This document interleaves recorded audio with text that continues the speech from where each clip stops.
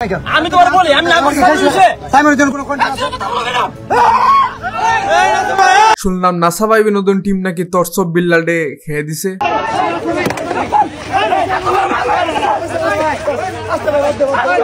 তরসব বিল্লাল নেতার মতো এন্ট্রি নিয়ে নাসা ভাইয়ের এলাকায় যায় তাদের থেকে জাঙ্গিয়া কেনার জন্য।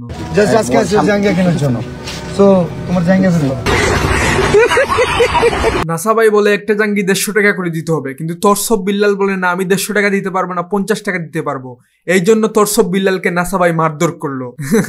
আরে না, আমি মজা করতেছিলাম। এখানে মূলত তরসব বিল্লাল কনিমিয়ার জন্য ফান্ড কালেক্ট করতেছে। তো এখানে নাসা ভাইকেও বলতেছে যে আমরা ফান্ড কালেক্ট করতেছি, তুমি কই? তুমি তো একটা ভিডিও পোস্ট করলে না বা কিছু একটা করলে না, আমরাই তো করতেছি, তোমাকে যে দায়িত্ব দিলাম এটা তুমি পালন করতেছো না।